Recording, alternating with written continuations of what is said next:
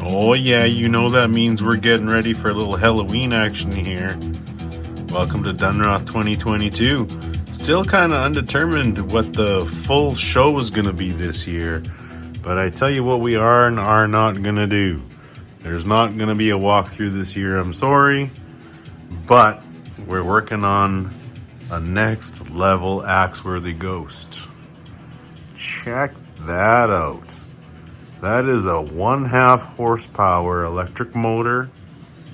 This thing is strapped onto a child's bicycle wheel with a very small pulley, and although I originally had put a dimmer on this thing so that I could turn it up and down, I think this small pulley and just the rate that the motor is going to run at is going to work out just right. It's got all kinds of torque, so there's not going to be any kind of issue of it powering down, and that small pulley is going to power it pretty darn sweet, I would think.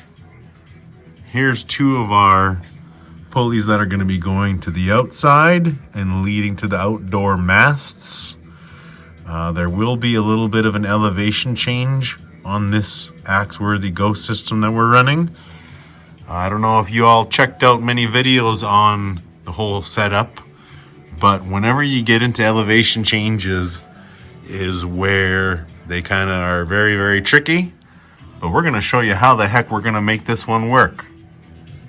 Going to be running at least 2 outdoor masts or towers. And again, we're going to be having an elevation change, so they're going to be up there a little bit.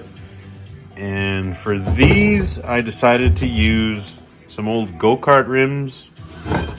They got punta bearings on them, and they're just spacered out so that they'll spin freely on the piece of wood are mounted onto. We found some dollar store El Cheapos that we're going to run on it.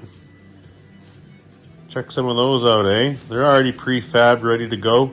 Haven't even figured out any kind of fog details aside from we know we're going to use it and we're going to use a whole bunch of it. It's going to be everywhere.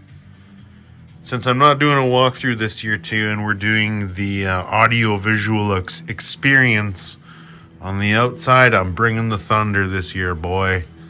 We're going to smash it with 10,000 watts Pilot Butte.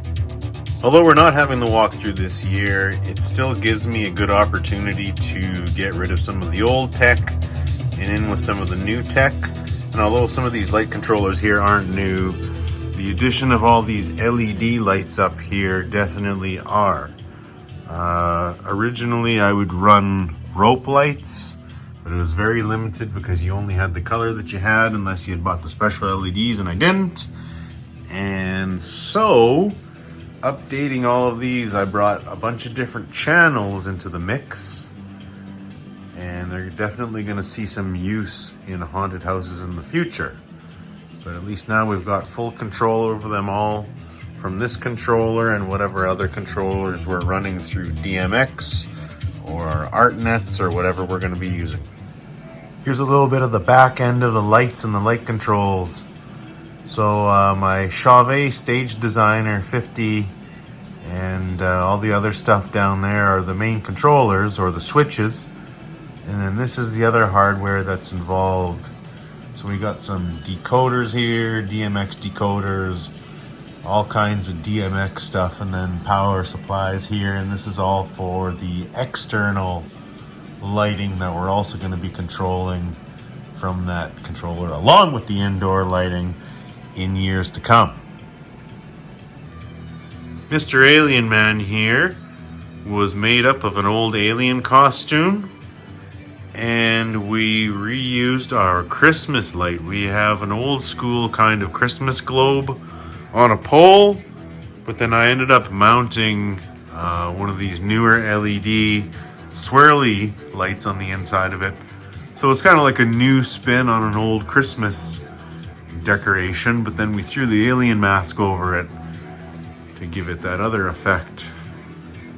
As you can see, Mr. Alien Man has that fierce gaze.